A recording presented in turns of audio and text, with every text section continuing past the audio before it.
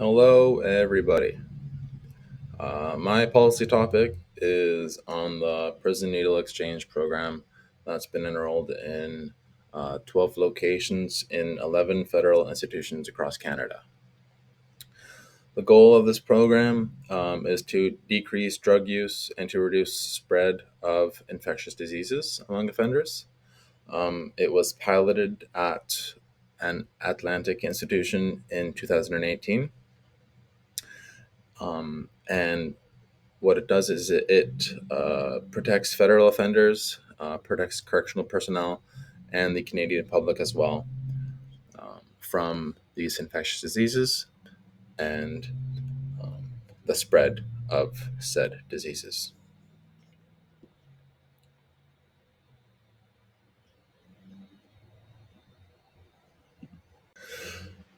So, substance use disorders is a very serious and prevalent issue within institutions.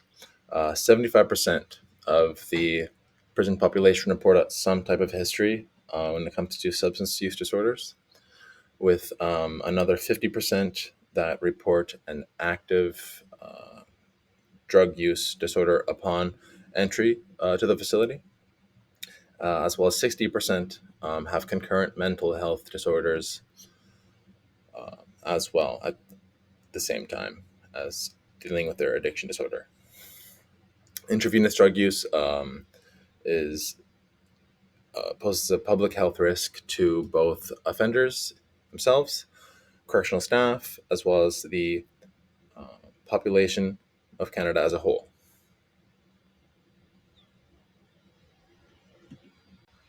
When it comes to prevalence of HIV and HCV institutions, um, HIV prevalence is 2 to 8% of the prison population, which is 10 times more high than the general population.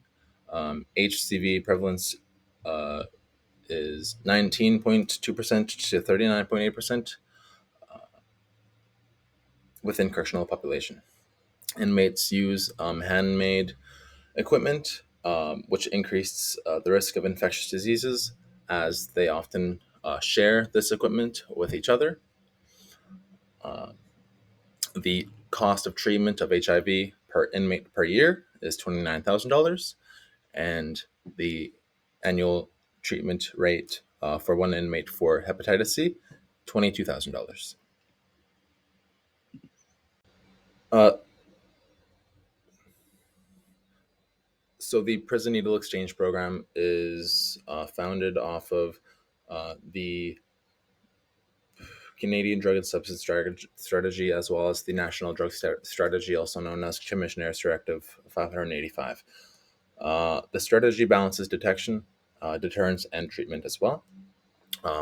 These key elements include reducing supply of illicit drugs by investigating and disrupting contraband from entering the facility, reducing the demand for illicit drugs, so getting offenders off of illicit drugs and supporting their rehabilitation, increased enforcement measures like with strict policy on contraband and unauthorized activities, as well as staff vigilance, both dynamic and static security, as well as detection equipment being used and search practices.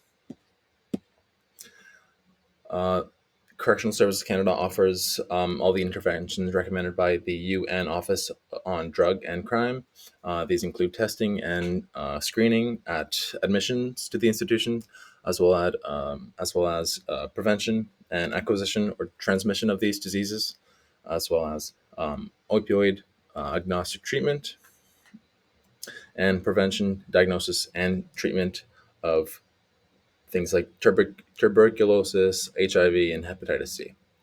When it comes to the stats, HIV and HCV is highly prevalent within federal institutions. HIV is at a 1.2% rate within institutions from 2017, and HCV is at a 7.8% prevalence rate, both in 2017.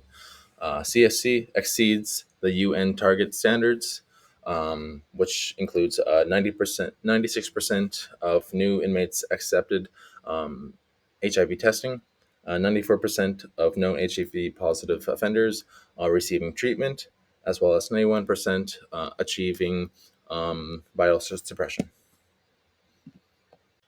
So, HIV and HCV testing and treatment is essential for harm reduction in prisons, as well as identifying affected infected individuals and enabling them proper care, as well as facilitating prevention measures as well. Bleach kits are available to the offender population um, within institutions, as they assist offenders in cleaning their needles and ensuring that the transmission of diseases is minimized.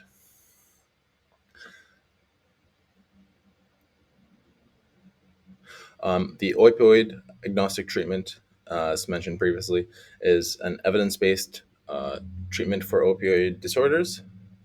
Methadone and Suboxone are administered and handed out to offenders to assist them in their sobering from these substances. And an example of the first prison needle exchange program was piloted in 1992 in Switzerland. And initially, it started just as prison doctors handing out needles to offenders who needed them, clean needles. And it eventually involved into a program to where they now have automatic dispensers for needles within institutions, and inmates are able to exchange dirty needles for clean needles. The the program's success led to virtual elimination of needle sharing, no new HIV or HIV cases in the prison population, and no increase in drug use.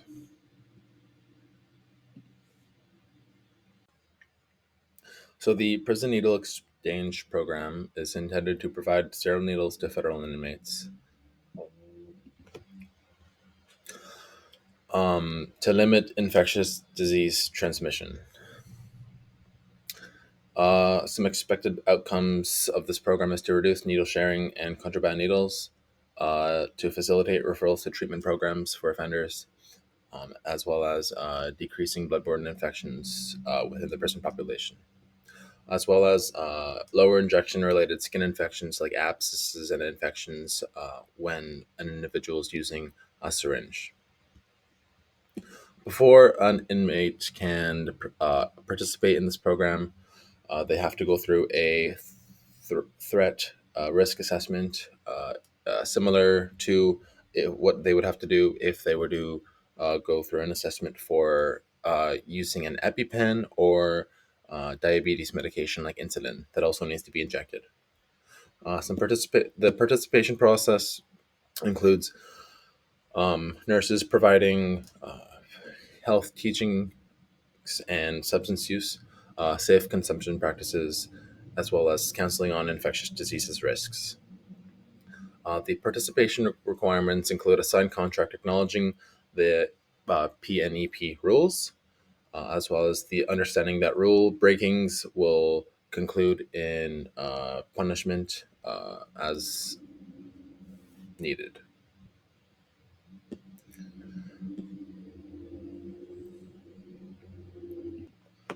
The deputy warden also needs to approve of offenders participating in this program, as security concerns are relevant throughout and assessed during the threat risk assessment.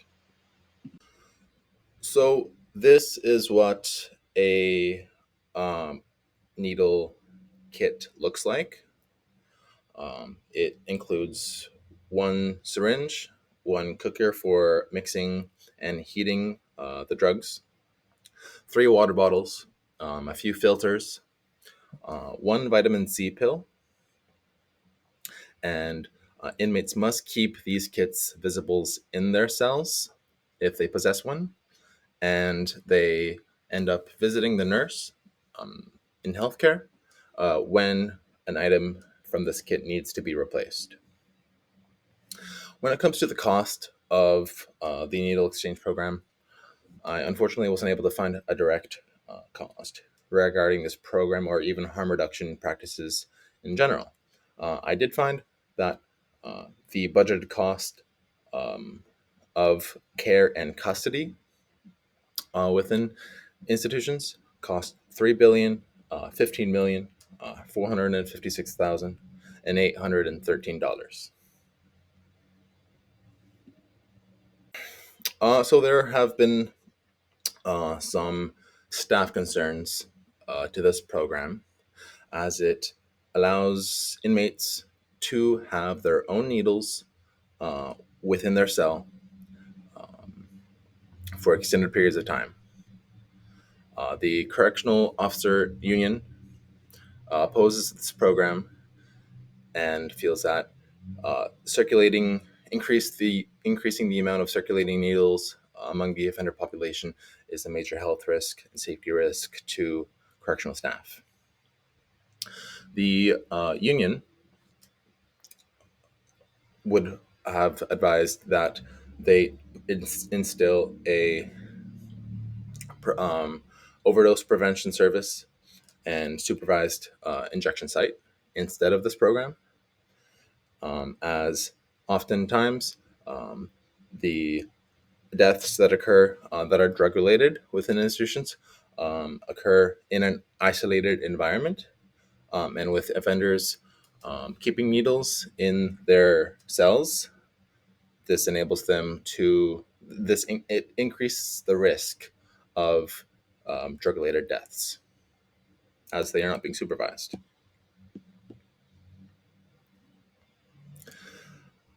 Some other critiques include expanding the program lacks necessary changes and not addressing core issues.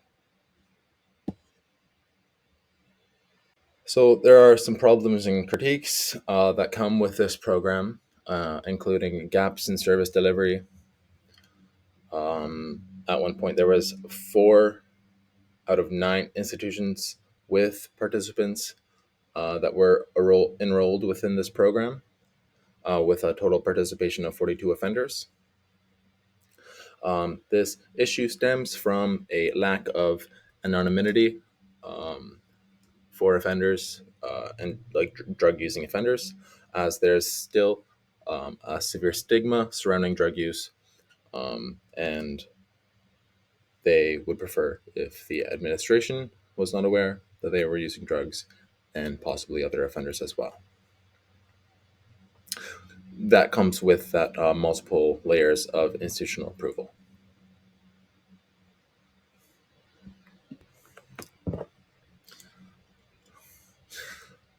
Some alternative evidence-based approaches include needle distribution through dispensing machines, distribution by trained peers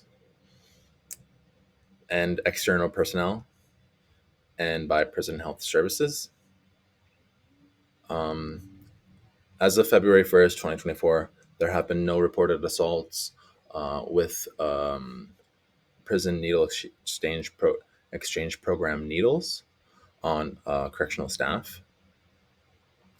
And the Correctional Investigator of Canada has urged CSC to increase their participation by considering practices that the United Nations suggest, which include a clear and solid leadership support at the highest level, as well as clear policy and direction of oversight of the program.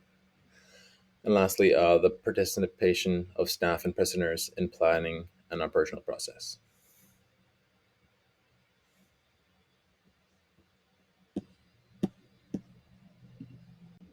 Uh, to conclude my to conclude my policy presentation, I'd like to go for some key points. It was implemented to address the health concerns that Canadian persons are facing when it comes to these infectious diseases. It aims to reduce the spread of infection and but it also faces challenges in implementation and participation. It's also somewhat controversial, as security concerns and staff opposition has occurred quite strongly.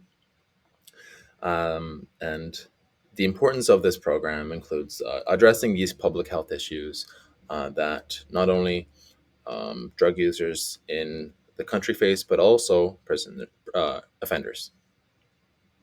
Um, this program does align with the harm reduction strategies that CSC has implemented, and there's potential to improve overall inmate health with this program, evidently. Uh, s- Again, going over the challenges, there's low participation rates and confidentiality concerns, and staff opposing this program as it possibly um, puts their safety at more risk than what it already is at. As there's a need for program reform and improved implementation. To explore future considerations, there's a need to explore alternative evidence-based approaches addressing these barriers to participation, like the lack of anonymity and anonym, guys, anonymity, um, and to continue monitoring and evaluating the effectiveness of this program. Overall, this program highlights the complex relationship between public health and the correctional system as a whole, and it also emphasizes the need for innovative approaches to meet the high quality of care that these offenders deserve and need to thrive and to eventually be released for a successful reintegration into their community. It also demonstrates the ongoing challenges of balancing health and security within prisons. Thank you.